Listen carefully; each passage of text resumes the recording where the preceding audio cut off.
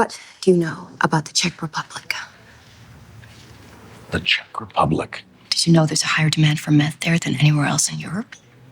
5% of its 10 million people, which is roughly the population of the Southwest from Western Texas to Phoenix, are using meth. In June 2022, employees at a Czech supermarket were unpacking bananas when they discovered something very unusual. See, inside the fruit crates, there were 840 kilos of cocaine worth roughly 75 million euros. And this wasn't a one-off. Similar discoveries had happened before, 650 kilos here, 170 kilos there. And they were always hidden among the bananas and always intended for someone completely different. This is a story of how Czechia quietly became one of Europe's most critical hubs for international drug trafficking. It involves cartel pilots, fake ambulances, and people literally bricked into buildings to tend to marijuana plants. I'm Jan, this is Prague Pulse, and today we're exploring how a small Central European country like Czechia became the crossroads of Europe's drug trade. When 840 kilograms of Colombian cocaine ends up on a supermarket shelf in a small Czech town, that's not a shipping error. That's a massive logistical cock-up. Here's how it works. Cartels hide cocaine in legitimate cargo, that is, in this case, banana shipments, be it from Ecuador or Colombia. The containers then enter the EU through major ports like Hamburg or Rotterdam, where customs inspections are frequent and thorough. But once those containers make it through and are inside the Schengen area, there are no more border checks, except for Germany, of course, but let's ignore them for a second. That shipment that gets trucked to, for example, Czechia, where it's supposed to be intercepted by a local criminal team before it reaches its final destination. See, that criminal team is then supposed to unpack the drugs and redistribute them across, for example, Western Europe. But here's the catch. When that retrieval team fails for some reason, something could have happened. Maybe they got arrested, maybe there was simply miscommunication and they didn't know what to do exactly, that cocaine simply cannot continue on the intended route, and instead it just continues along the legitimate supply chain to that supermarket until some sort of a minimal wage worker finds literally millions of dollars in drugs sitting on the bottom of a banana crate. And this reveals Czechia's first major role in international drug trade. It is a relatively safe zone for example, Latin American cartels. They simply move shipments from high-security ports like Hamburg to the heart of Europe, where they can feel that they can operate with much less scrutiny. And let's face it, it's Central Europe. It is often the case that there is much less scrutiny. But that cocaine trade isn't just about bananas, of course. In 2019, the police arrested 2 Czech pilots and a Balkan cartel boss after they landed at the airport in Basel. In their private jet, they'd just flown in from Uruguay 600 kilos of cocaine worth more than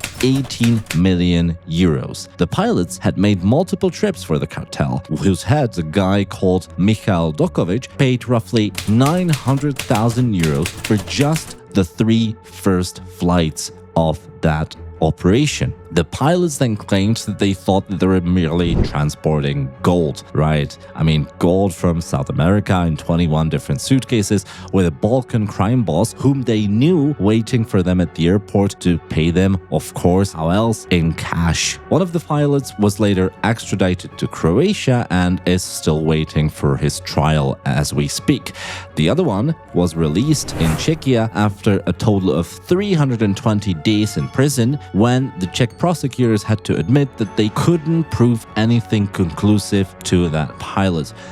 Though the police had also found up to 1 million euros in cash hidden in the pilot's fireplace. Now, of course, it makes a lot of sense that you would hide 1 million euros inside of a fireplace if you were completely innocent. Now, if cocaine makes Czechia a transit hub, methamphetamine, or call it meth, makes it a production powerhouse in the whole world. See, the country produces an estimated 6.5 tons of methamphetamine annually, and that's more meth labs than any other country in Europe. For example, in 2024 alone, authorities in Czechia discovered a total of 192 laboratories for meth. Now, Czechs call meth pervitin.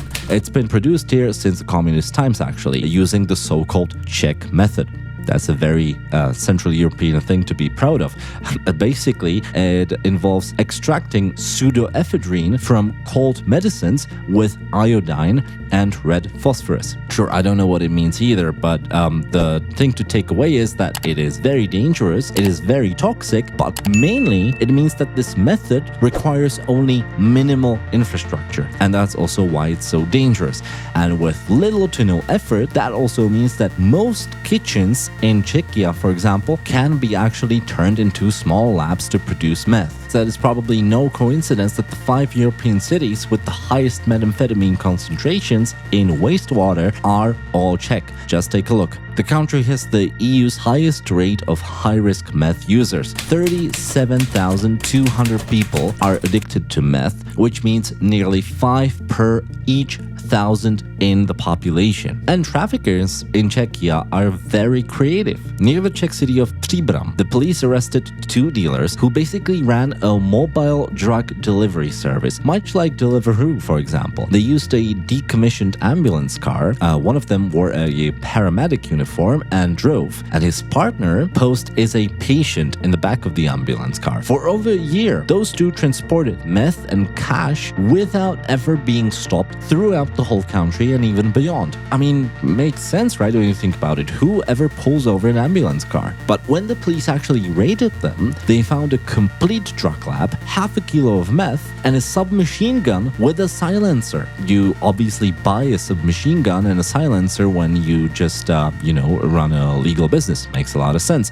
Their total revenue was about 730,000 euros. Obviously, their distribution methods are evolving too. Border agents in Czechia have increasingly found drugs hidden inside of child car seats, for example, because again, what monster would ever check a family with children at the border? Now, of course, those stories may have come across as funny, but there's a much darker layer as well. See, Czechia has a large Vietnamese community. Again, immigration began already in the communist times in the 1970s under the so-called guest worker programs. Now, of course, while the vast majority of them are law-abiding and there's no issue with them, it is also true that there's a high number of Vietnamese criminal networks operating from within Czechia. And they're definitely not playing games. Those guys are actually revolutionized the industry of cannabis trade with industrial-scale indoor grow houses. They, for example, use hydroponics and high-intensity lighting. And that means that the quality of their production facilities is often higher than those of legitimate businesses. And as a result, those Vietnamese gangs often produce 15 to 20% THC cannabis, which is very high quality. And they also control the entire supply chain. But that's only half the problem. See, those are the people running the operations, but then we also have the people tending to those plants and actually being on the ground, so to speak. Let's call them the gardeners. The main issue is actually that those people, the gardeners, so to speak, are often trafficking victims who owe massive debts to those people who run the operation, to the gangs. And as a result, those gardeners have been found literally locked inside those growing facilities for months with no freedom of movement. In the west of Czechia, the police have discovered a Vietnamese man literally being bricked into a building with no possibility of leaving because the entrance had been walled over, and that left him literally trapped inside together with the plants because, why would you ever want to leave, right? The problem is that Czech law treats those individuals as criminals first, those trapped inside and being the gardeners, because they were in fact the ones tending to the plants and so growing illicit drugs, and the organizers of the whole operation remain untouched. Often also because they simply cannot be found because they're not stupid enough to be running the operation from the location, and who knows where they are actually. So that brings me to the question, why Czechia? Now, there's actually 3 reasons. First, we have the geography. See, the country obviously sits at the exact center of European drug routes. Take the E55 highway that runs from Scandinavia through Berlin into Czech territory and then continues to Austria and then further south to Greece. Then we have the E65, which links Poland to the Balkans via Prague again. And then we have to also consider that Czechia boasts over 1,200 kilometers of motorways and Europe's highest railway density. And that all makes Czech infrastructure basically a trafficker's dream. Second, we have the Schengen area. See, when Czechia joined the border-free zone in the EU in 2007, routine customs checks between member states vanished. Again, forget about Germany for a second. And so drugs that reach Czech soil can transit freely to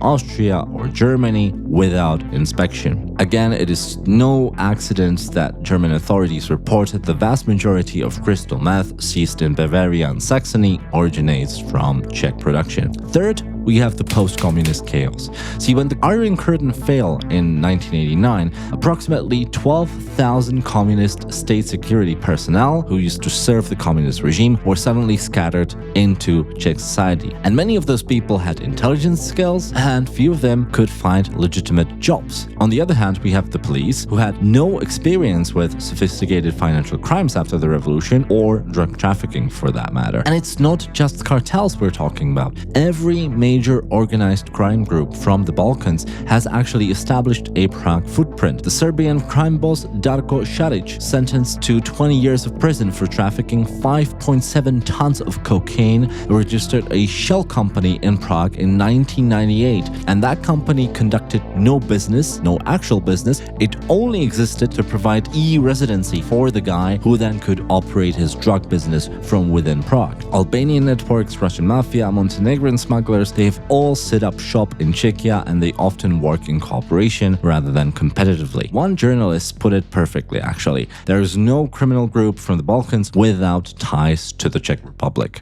Now, what happens next? See, the Czech authorities have been trying hard. They participate in 45 Europol investigation teams, work with the DEA in the US, and in 2024 alone, they charged over 3,300 people with drug offenses, and they seized 16 million euros worth of drugs in 2024. But of course, vulnerabilities and problems persist. Now, the Schengen area ensures free movement. Good for the average citizen, but obviously bad for controlling trade in drugs, for example. Prague's business registration rules still enable shell companies, and that also means that people like Serbian criminals can set up shop and operate drug businesses from within Prague.